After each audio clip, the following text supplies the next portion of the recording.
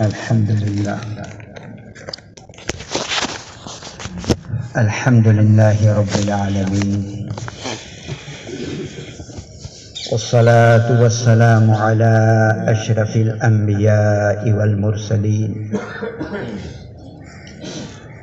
सय्यदिना व नबिय्यिना व मौलाना मुहम्मदिन व अला आलिहि व सहबिहि अजमाइन व अला मन तबिअहुम बि इहसानिन व दआ बिदअवतिहिम इला यौमिद्दीन। अम्मा बअद फ़अऊज़ु बिल्लाहि मिनश शैतानिर रजीम। बिस्मिल्लाहिर रहमानिर रहीम। कुल्लु मन अलैहा फ़ान व यबक़ा वजहु रब्बिका ज़ुल जलालि वल इकराम। व क़ाल तआला कुल्लु नफ्सिन ज़ाइक़तुल मौत। व क़ाल अन्नबिय्यु सल्लल्लाहु तआला अलैहि वसल्लम उज़्कुरू महासिन मौताकुम व कुफ़्फ़ू अन मसाविहिम। व क़ाल अन्नबिय्यु सल्लल्लाहु तआला अलैहि वसल्लम इज़ा मातल इंसान इनक़ता अमलुहु इल्ला मिन सलास मिन सदक़तिन जारियतिन व इल्मिन युंतफ़अु बिही औ वलदिन सालिहिन यदउ लहु। सदक़ल्लाहु मौलानल अज़ीम व सदक़ रसूलुहुन नबियुल करीम व नहनु अला ज़ालिका लमिनश शाहिदीन व शाकिरीन वल्हम्दुलिल्लाहि रब्बिल आलमीन।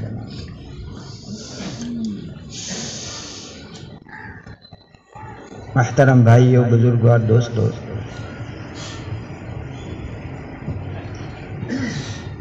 दुनिया में आने वाले का इस दुनिया से जाना,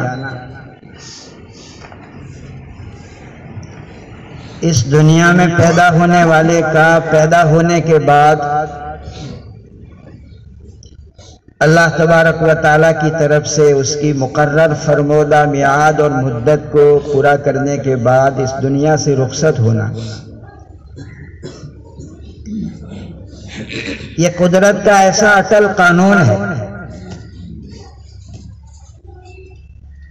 और एक ऐसा मुसल्लमा मसला है कि न उसमें कोई इख्तिलाफ है, न इख्तिलाफ किया जा सकता है और न इख्तिलाफ की गुंजाइश है, न उसमें तक़दीम और ताख़ीर हो सकती है और न तग़य्युर और तबद्दुल हो सकता है।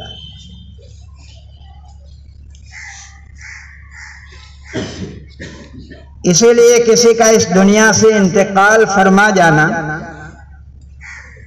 ये कोई गैर मुतवक्के और गैर मामूली वाक़या नहीं है, बल्कि रोजमर्रा पेश आने वाले कुदरती और मामूली वाक़यात में से एक मामूली वाक़या है। आज उनकी तो कल हमारी बारी। वो जिस रास्ते से गुजरे हैं हमें भी एक दिन उस रास्ते से गुजरना है। वो जिस डगर के ऊपर चले हैं हमें भी एक दिन उस डगर पर चलना है। उन्होंने जिस घाटी को पार किया है हमें भी एक दिन उस घाटी को पार करना है। जो कड़वा घोंट उन्होंने पिया है हमें भी एक दिन वो कड़वा घोंट पीना है। हर शख्स को मौत का मजा चखना है।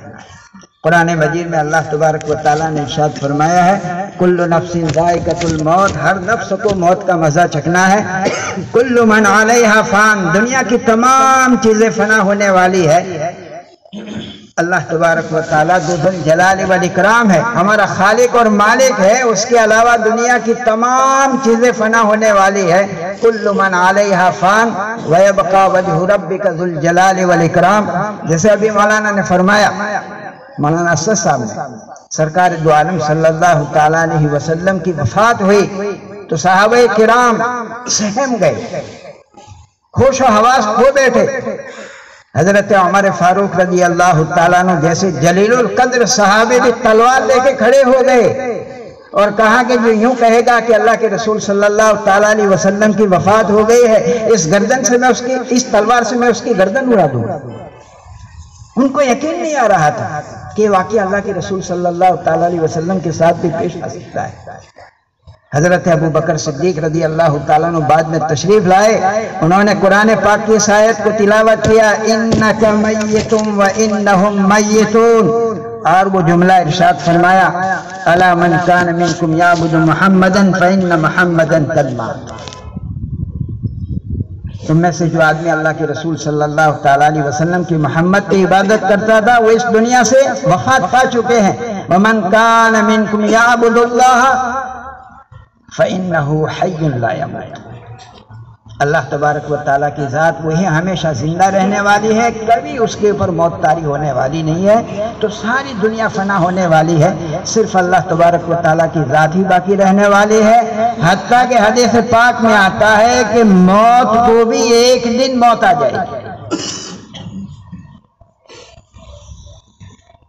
लेकिन मेरे भाइयों, कुछ अफराद ऐसे होते हैं कि उनका इस दुनिया से चले जाना गैर मामूली वाकया समझा जाता है। वो अपने पीछे कुछ ऐसी यादें छोड़ के जाता है, अपने पीछे ऐसा नक्श छोड़ के जाता है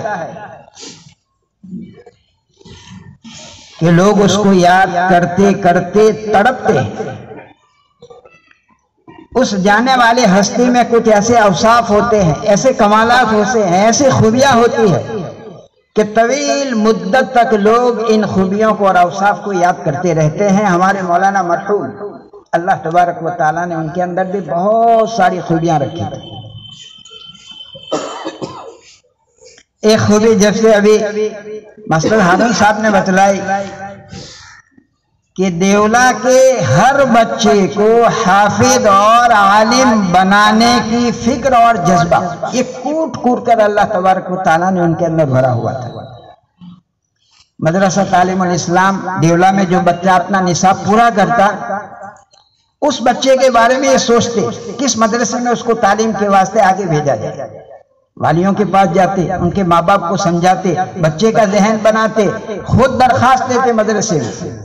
उस बच्चे के वास्ते जिस मदरसे में दरखास्त देना अर्जी देना मुनासिब समझते, खुद दरखास्त देते थे और उस बच्चे को छोड़ने के वास्ते खुद जाते। सफर की सहुबतों को और मशक्कतों को बर्दाश्त करते हुए, उस जमाने में सफर की इतनी सहूलतें भी नहीं थी,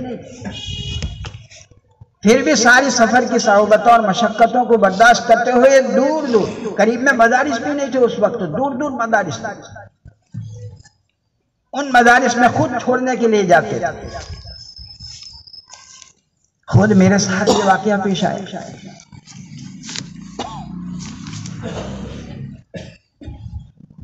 उसको बयान करने से पहले मेरे पढ़ने जाने का सबब क्या बना,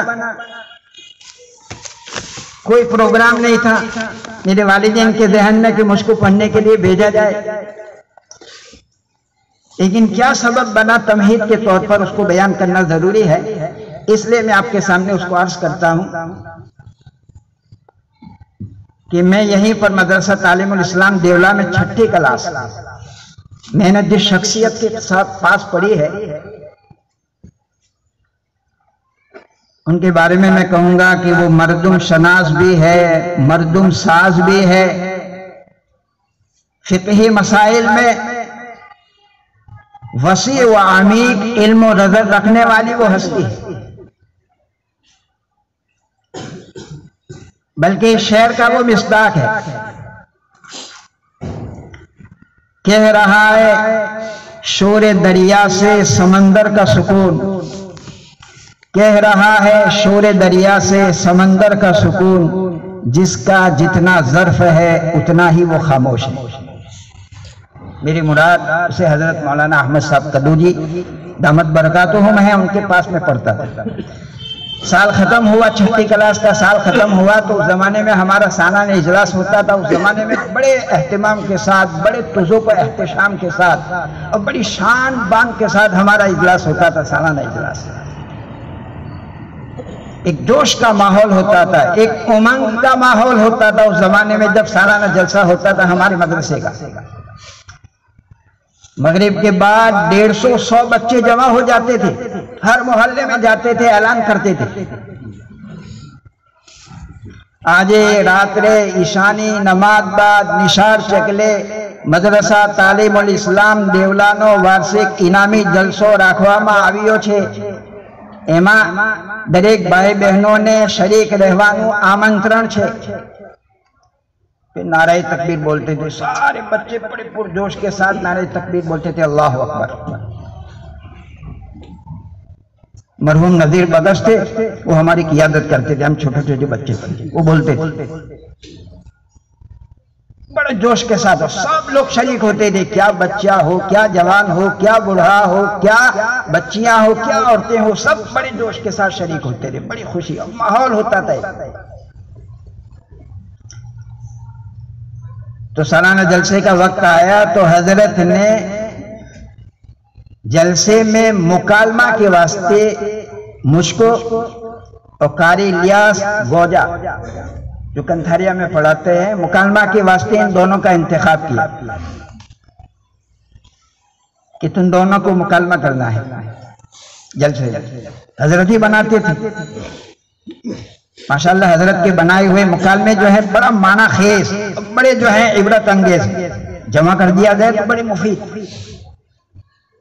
हजरत ने बनाया हुआ था। जलसे में मैंने वो मुकालमा पेश किया।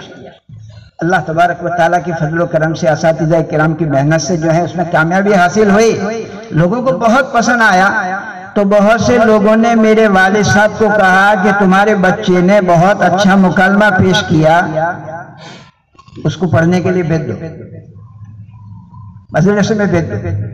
हालांकि इससे पहले मेरे वालिद साहब ने कभी मदरसे में भेजने का मुझको मेरे सामने तस्करा नहीं किया था, उनका कोई प्रोग्राम नहीं था, कोई आयोजन नहीं था, लेकिन बहुत से लोगों ने कहा कि पढ़ने के काबिल इसको भेज दो।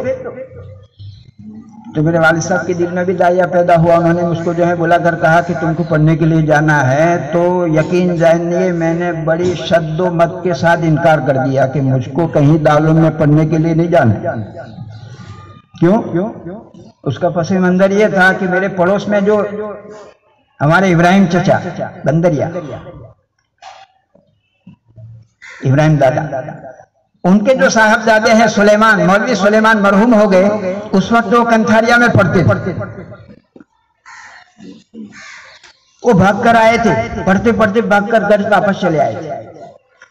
क्यों वापस चले आए थे? उनके वाले साहब कुर्ता निकाला हुआ था, मेरे घर दिखलाने के लिए आए कि क्यों मेरा बच्चा कंथारिया से भाग कर आया है। तो पीठ के ऊपर जो है कुर्ता निकाल कर बतलाया, मार के बड़े बड़े निशान, पूरी पीठ भरी हुई थी। एक उस्ताद थे उस जमाने में जिनकी बात बहुत मशहूर थी, जिसकी वजह से बहुत से बच्चे भागते थे। तो उनकी मार की वजह से वो भाग कर आए थे। तो मैं छोटा सा बच्चा था उस वक्त, 10 साल का। मैंने वो मार के निशान उनके पीठ के ऊपर देखे हुए थे। उस वक्त जो है हैबत तारी हो गई थी मुझ पर। दारुल का नाम सुनते ही जो है मैं घबरा जाता था। कि मैंने शद्दत के साथ इनकार कर दिया कि मैं तो पढ़ने के लिए हरगिज जाने वाला नहीं। बहुत समझाते रहे। मदारिस में अर्जी और दरखास्त भेजने का जो वक्त आया वो भी निकल गया। हत्ता कि अल्लाह तबारक व तआला का करना ऐसा हुआ कि उस वक्त मेरे वालिद मरहूम जो है दुकान चलाते थे। दुकान से बाहर में ओटे के ऊपर उस वक्त असर के बाद बैठा हुआ था। हमारे दूसरे उस्ताद मोहतरम हजरत मौलाना इब्राहिम साहब लल्लू, जो हमारे मोहसिन भी है, मेरे मुरब्बी भी है, मेरे उस्ताद ही है। 5वीं क्लास मैंने उनके पास पढ़ी है, बल्कि उस्तादुल असातिज़ा है, तकवा तहारत में मुमताज है। उनको याद नहीं होगा लेकिन मुझे याद है। वो तफरीह से वापस आ रहे थे, मेरे वालिद साहब बाहर खड़े थे। मेरे वालिद साहब ने उनको अर्ज किया, उनके साथ दूसरे 2 साथी थे, उनको कि इसको मैं पढ़ने के लिए भेजना चाहता हूँ लेकिन ये पढ़ने जाने से इनकार करता है, उसको समझाओ। तो हजरत मौलाना ने पता नहीं किस इखलास के साथ मुझको समझाया कि मेरे दिल में बात बैठ गई कि चलो मुझे पढ़ने के लिए जाना है। चुनांचे मैंने इकरार कर लिया कि ठीक है मैं पढ़ने के लिए जाऊंगा। तो मेरे वालिद साहब ने हजरत मौलाना मरहूम मौलाना यूसुफ साहब जो है रहमतुल्लाह अलैह को बुलाया और कहा कि अब ये पढ़ने के लिए तैयार हो गया है, उसको किस मदरसे में भेजना है। तो फरमाया कि तुम उसकी फिक्र मत करो, मैं ही दरखास्त भेजूंगा। चुनांचे उन्होंने उस वक्त जो है किस मदरसे में, तो डाबेल में दरखास्त भेजी। हालांकि दरखास्त भेजने का वक्त बिल्कुल निकल चुका था, लेकिन हजरत ने फिर भी बिस्मिल्लाह बोलकर जो मेरे नाम की मौलवी इलियास गरडा, उनकी दरखास्त तो पहले पहुंच चुकी थी। मैं तो इनकार करता रहा, इस वजह से मेरी दरख्वास्त पहुंची हुई नहीं थी, लेकिन बाद में जो है हजरत ने मेरी दरख्वास्त भी भेजी। मुझे अच्छी तरीके से याद है कि वहां से जवाब आया कि 20 रमज़ान के बाद हमने आने वाली दरखास्तों की मंजूरी और उसका जवाब देना बंद कर दिया, और देते भी नहीं, हमारा कायदा नहीं है। लेकिन देखा कि दरखास्त में आ जनाब का नाम है, आ जनाब का नाम है, तो कायदे के खिलाफ, उस तस्नियात होते हैं हर कायदे में, तो कायदे के खिलाफ हम आपकी दरखास्त को मंजूर करते हैं। ताखिर से गई दरखास्त, उसके बावजूद भी हजरत की वजह से अहले मदारिस ने मेरी दरखास्त को मंजूर कर लिया। अब असल बात जो मैं बतलाना चाहता हूं कि हजरत उस वक्त इतना लंबा सफर मशक्कत वाला, गाड़ी की इतनी सहूलत भी नहीं, मुझको और मौलवी इलियास दोनों को लेकर गए।